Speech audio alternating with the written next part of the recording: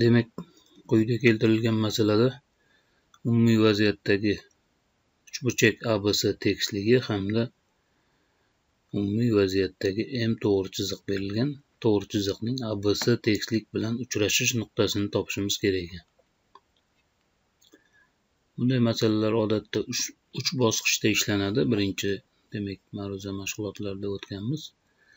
Birinchi bosqichda shu M to'g'ri chiziq orqali proyeksiyalovchi tekislik o'tkazamiz. Ikkinchi bosqichda shu tekisligimiz bilan berilgan uchburchak tekisligini kesish chizig'i aniqlanadi. Uchinchi bosqichda esa mana shu M to'g'ri chiziq bilan kesishish chizig'ining uchrashish nuqtasi K nuqta aniqlanadi. Mana shu etma-ketlikda 3 ta bosqichda ishlaymiz. Buning uchun birinchi M1 yoki M2 qaysi biridan bo'lsa ham, demak, proyeksiyalovchi tekislik o'tkazamiz. Keling, mana M2 dan proyeksiyalovchi tekislik o'tkazamiz. Bu tekisligimizni PV izi mana o'tkazdik. M2 orqali tekislikning gorizontal izi PH X o'qiga perpendikulyar bo'ladi. Perpendikulyar qilib o'tkazdik. Bu demak PH gorizontal izi. Agarda M1 orqali o'tkazadigan bo'lsak, u holda M1 orqali PH ni o'tkazamiz. PV X o'qiga perpendikulyar bo'ladi. Demak, endi mana P tekislik bilan uchburchak ABC tekisligining kesishish chizig'ini aniqlaymiz. Demak, bu A, B tomonini mana M nuqtada kesib o'tsin, M2 BC tomonini N nuqtada kesib o'tsin, N2 Demak, mana MN kesishish chizig'i hosil bo'ldi bu yerda. MN chizig'imizning gorizontal proyeksiyasini aniqlaymiz. M nuqta AB tomoniga tegishli bo'lgani uchun uchburchakni, demak, X o'qiga perpendikulyar qilib AB tomoniga mana bog'lovchi chiziq olib tushamiz. Demak, bu nuqta bizda M1 bo'ladi. N nuqtamiz BC tomoniga tegishli bo'lganligi uchun N2 dan bog'lovchi chiziqni X o'qiga perpendikulyar tushiradigan bo'lsak, demak, bu B1 C1 tomoniga tushadi. Demak, bu nuqtamiz N1 bo'ladi. Demak, M1 bilan N1 ni birlashtirsak, mana tekisliklarni kesish chizig'i MN chizig'ining gorizontal proyeksiyasini aniqladik. Xo'sh, endi 3-bosqichda, demak, M to'g'ri chizig'imiz bilan MN chiziqning uchrashish nuqtasini aniqlaymiz. Buning uchun mana M1 ni davom ettiramiz. MN chiziq bilan uchrashgan nuqtasi bizga, demak, K nuqtani beradi. Mana kesib o'tib davom ettirib yubordik. Demak, mana bu nuqta bizda K nuqta uchrashish nuqtasi bo'ldi. K1. Demak, K1 K2 ni aniqlash uchun bog'lovchi chiziqni X o'qiga perpendikulyar qilib olib chiqamiz. Demak, K nuqtamiz MN kesishish chizig'ida yotganligi uchun, demak, uni frontal proyeksiyasi ham mana MN chiziqqa chiqadi. Demak, bu K2 bo'ldi. Demak, bu yerda mana uchrashish nuqtasini aniqladik. Masalan, shartida ko'rinar ko'rinmas qismini ham aniqlang degan. Demak, M chizig'imiz K nuqtada uchrashib, tekislikning orqasiga o'tib ketyaptimi yoki orqasidan kelib oldiga o'tyaptimi? Buni aniqlash uchun, demak, mana bu yerda A2 B2 tomoni bilan M chizig'imizni solishtiradigan bo'lsak, mana shu ikkita chiziq, bu ayqash chiziqlar bo'lib, demak, M chizig'imiz oldindami yoki AB kesmamiz oldinda turibdimi? Qaysi biri oldinda? Buni, demak, aniqlash uchun bu yerga qo'shimcha mana nuqta olamiz. L2 bo'ldi bu nuqtamiz. Demak, M nuqtamiz AB hamda BC AB to'g'ri chiziqlar bilan, demak, AB to'g'ri chiziqda yotgan bo'lsa, M nuqtamiz mana M1, L nuqtamiz M to'g'ri chiziqqa tegishli nuqta bo'ldi. demak L1 shtrixni demak M to'g'ri chiziqqa olib tushamiz. Mana L1 shtrixni aniqladik. Mana shundan ko'rishimiz mumkin. Bu yerda M nuqta oldinda turibdimi, L nuqtami? Demak, Y koordinatasiga qaraydigan bo'lsak, mana X o'qidan o'lchasak, mana L nuqtani masofasi M nuqtani masofasidan qisqa ekan. Demak, bizga M nuqta oldinda turgan ekan. Bundan ko'rishimiz mumkinki, AB kesma oldinda turibdi bu yerda. AB kesma oldinda, uchburchakning AB tomoni, M chizig'imiz orqasida joylashgan. Demak, orqasidan kelayotgan chiziq M chizig'imiz. AB kesmani orqasiga o'tgandan keyin uchburchakning orqasida mana bu K nuqtagacha bo'lgan qismi bizga ko'rinmas ekan. K nuqtadan boshlab, demak, bu tomoni ko'rinadi. Demak, mana bu tomonini biz qalinlashtirib qo'yishimiz mumkin. Ko'rinadigan qismini, mana bu qismi demak bizga ko'rinar ekan. Hozir demak buni qalinlashtirib qo'yamiz. Mana bu ikkita chizig'imizni. Xo'p. K nuqtadan boshlab demak ko'rinyapti. Bu chizig'imiz mana qalinlik berib qo'ydik. K nuqtagacha bo'lgan qismi esa ko'rinmas ekan. Uni sal ingichkaroq qo'yamiz, demak tushunarli bo'lishi uchun. Mana M nuqtamiz kelyapti. AB kesma oldinda bo'lgani uchun demak bu orqasiga o'tib ketdi. Uchburchagimizni K nuqtada uchrashib, keyin yana oldinga o'tib bu qismi ko'rinib ketyapti. Ustidan ko'rinishini ham aniqlaydigan bo'lsak, mana K nuqtagacha bo'lgan qismi ko'rinadimi yoki K dan keyingi qismi ko'rinadimi? Buni aniqlash uchun esa bu yerda biz mana AC kesma bilan solishtiramiz M to'g'ri chiziqni. AC kesmamiz oldinda ustida turibdimi yoki M to'g'ri chiziqmi? Buni mana shu yerdagi nuqtani agar konkurent nuqtalarni oladigan bo'lsak, ikkita nuqtani, demak bittasi AC kesmaga tegishli bo'lsin, ikkinchisi M ga.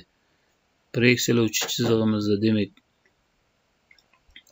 olib chiqadigan bo'lsak, mana shu yerdan mana demak AC oldinda tepadami yoki M tepadan mana solishtirishimiz mumkin. Bundan ko'rib turibmiz, M to'g'ri chizig'imiz tepada joylashgan ekan. Demak, bu yerda M to'g'ri chiziq yuqorida bo'lgani uchun demak tub kesmamiz yuqoridan kelyapti. K to'g'ri chiziqqacha bo'lgan qismi ko'rinadi. Buni qalin qilib qo'yishimiz mumkin mana. K to'g'ri chiziqqacha bo'lgan qismi K nuqtada uchrashib, u demak uchburchakning orqasiga ostiga o'tib ketdi. Ingichka joyi ko'rinmaydi. BS tomonidan keyin bu yog'i dalcha yana ko'rinadigan bo'lib demak bizga ko'rinadi. Mana shu tartibda demak ko'rinar ko'rinmas qismini aniqlashimiz mumkin ekan. Demak, tekislik izlari bilan berilgan bo'lsa, u holda qanday bo'ladi? Demak, shu 3 ta bosqichni bajaramiz bu yerda ham. Birinchi bosqichda mana M to'g'ri chiziq orqali proyeksiyalovchi tekislik o'tkazib yuboramiz. Gorizontal proyeksiyalovchi yoki frontal, farqi yo'q. Demak, mana biz frontal proyeksiyalovchi tekislik o'tkazdik. Frontal proyeksiyalovchi tekislikning mana R tekislik deydigan bo'lsak, RV M2 shtrix orqali o'tdi.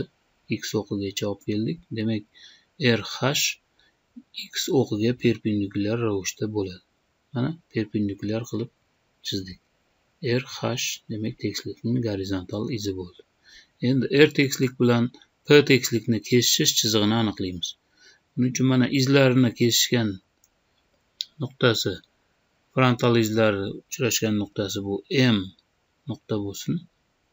M2 shtrix. Biz bilamiz, izda yotgan nuqtani ikkinchi proyeksiyasi X o'qida bo'ladi. Demak, M2 shtrixni mana perpendikulyar qilib X o'qiga tushiramiz. Bu M1 shtrix bo'ldi. Gorizontal izlarini uchrashgan, kesishgan nuqtasini N nuqta deydigan bo'lsak, bu demak N1 shtrix bo'ldi. N1 shtrix demak nuqta izda yotgan bo'lsa, uning ikkinchi proyeksiyasi X o'qida bo'ladi. Demak, N2 shtrixni mana aniqladik. Mana M2 bilan N2 ni M1 shtrix bilan N1 shtrixni birlashtirsak, demak kesishish chiziqlari hosil bo'ladi. Mana M2 bilan N2 ni hamda M1 bilan N1 ni birlashtirdik. Mana bu bizda demak tekisliklarni kesishish chizig'i bo'ldi. Endi 3-bosqichda M to'g'ri chizig'imiz bilan shu MN chiziqni uchrashgan nuqtasi, ya'ni K nuqtani beradi mana. Demak K1 shtrixni aniqladik. K nuqtamiz MN chiziqqa tegishli bo'lgani uchun demak K2 shtrix M2 N2 da yotadi. Demak X o'qga perpendikulyar qilib bog'lovchi chizig'ini chiqaraman mana. Mana shu nuqta bizda demak K2 shtrix bo'ldi. Mana 3-bosqichda demak uchrash nuqtasi K ni aniqladik. Xo'p, bu yerda demak ko'rinar ko'rinmas qismini aniqlashimiz mumkin. Demak M demak K gacha bo'lgan qismi mana ko'rinadi. K dan keyingi davomi demak ko'rinmay bizga tekislikni tekislikni orqasiga o'tib ketadi.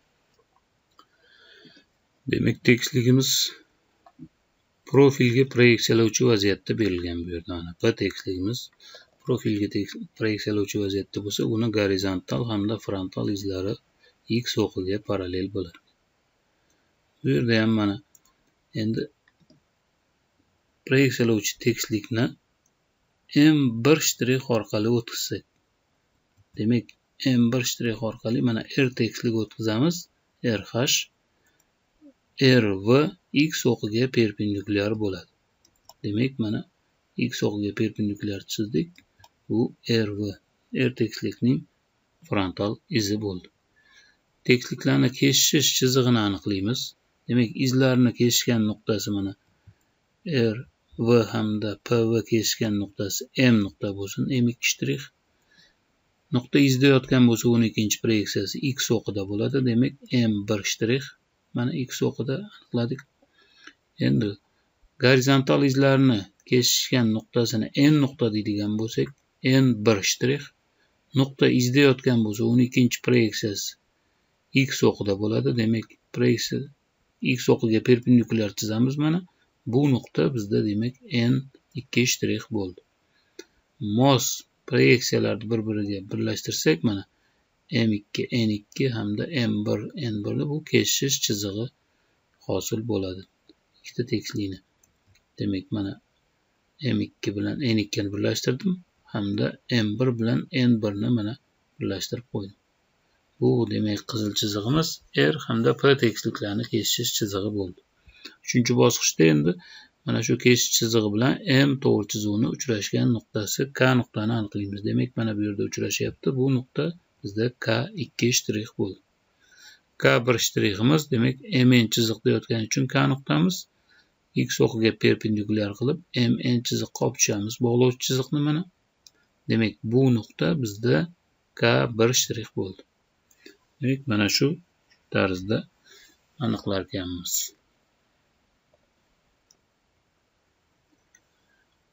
Demak bu masalamizda uchburchak tegishligi umumiy vaziyatda M to'g'ri chizig'imiz esa H'ga nisbatan proyeksiyalovchi vaziyatda turibdi. Demak mana ustidan ko'rinishini ko'rishimiz mumkin. Gorizontal proyeksiyasi nuqta bo'lib proyeksiyalanyapti. Frontal proyeksiyasi esa X o'qiga perpendikulyar M to'g'ri chizig'imiz. Bunaqangi holatda demak biz proyeksiyalovchi tekislik o'tkazishimiz shart emas. Bu yerda to'g'ri chiziqdan foydalansak ham bo'ladi. Negaki to'g'ri chizig'imiz proyeksiyalovchi vaziyatda M1 shtrix orqali ixtiyoriy uchburchak tekisligida yotuvchi to'g'ri chiziqni o'tkazamiz. Ya'ni mana shu ABC uchburchak tekisligiga tegishli bo'lgan to'g'ri chiziq o'tkazamiz. Mana biz X o'qiga parallel qilib mana shu uchburchak tekisligining frontal chizig'ini o'tkazdik. F1 shtrix. Bu frontal chizig'i M to'g'ri chiziq bilan kesishyapti. Hamda shu uchburchak tekislikka tegishli chiziq bo'lgani uchun buni nuqtalarini ko'rsatamiz. Demak, AB tomonni bir nuqtada kesib o'tsin. BC tomonini ikki nuqtada kesib o'tsin. 1 1 shtrix, 2 1 shtrix. Demek bir nuqtamiz AB tomoniga tegishli bo'lgani uchun uni frontal proyeksiyasini AB tomoniga olib chiqamiz. Mana proyeksiyalovchi demak bog'lovchi chizig'ini AB tomoniga olib chiqdim. Bu demak 1 2 shtrix bo'ladi. Ikki nuqtamiz BS tomoniga tegishli bo'lgani uchun demak bu 2 2 shtrix BS B2 S2 tomonida yotadi. Demak bog'lovchi chiziqni mana X o'qiga perpendikulyar qilib olib chiqdik. BS tomoniga. Demak bu nuqta 2 2 shtrix bo'ldi.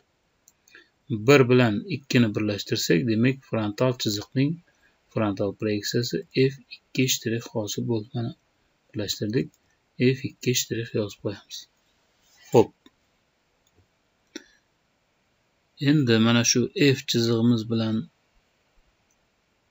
M to'g'ri chizig'imiz kesishgan nuqtasi bizda K nuqta bo'lsin. K2 shtrix mana. Bu K nuqta demak uchburchak tekisligi bilan M to'g'ri chizig'ining uchrashgan nuqtasi bo'ladi. K1 shtriximiz esa demak mana shu M to'g'ri chiziq bilan ustma-ust qo'shilib mana shu yerda demak mana K1 shtrix mana shu yerda joylashadi.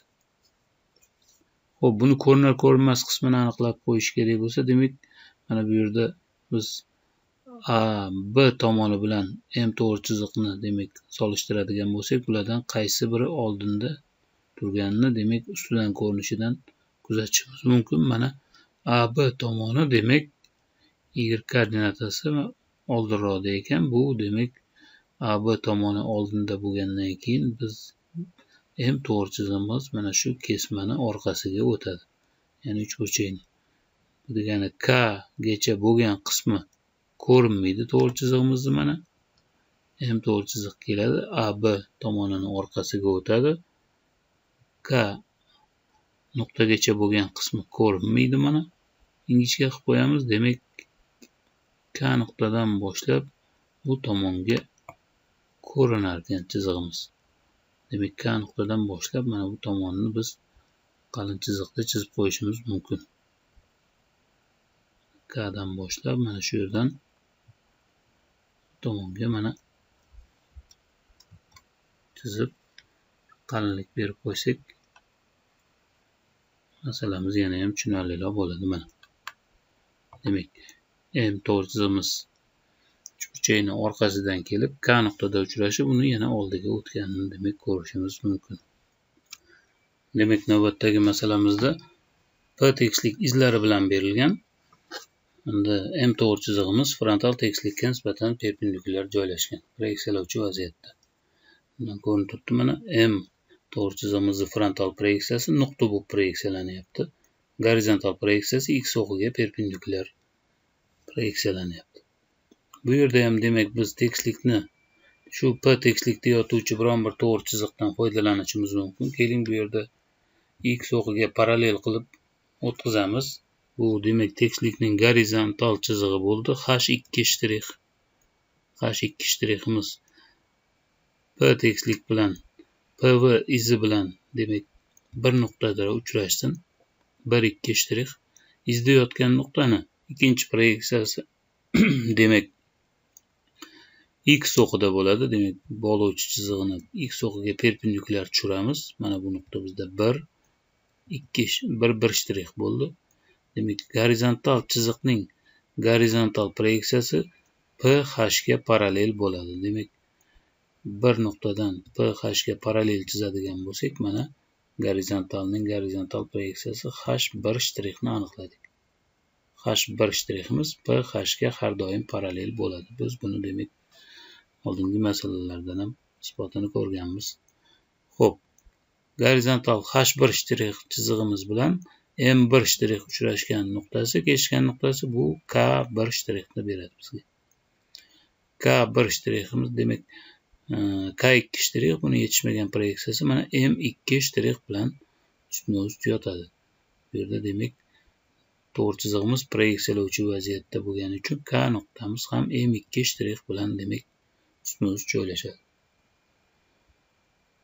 Bu yerda ko'rinar ko'rinmas qismini aniqlaydigan bo'lsak, mana M to'g'ri chiziqdan K1 shtrixgacha bo'lgan qismi demak bizda ko'rinyapti. K dan p tekislik bilan uchrashib, u orqasiga o'tib ketyapti. Demak, u tomonga ko'rinmasdan ketarkan.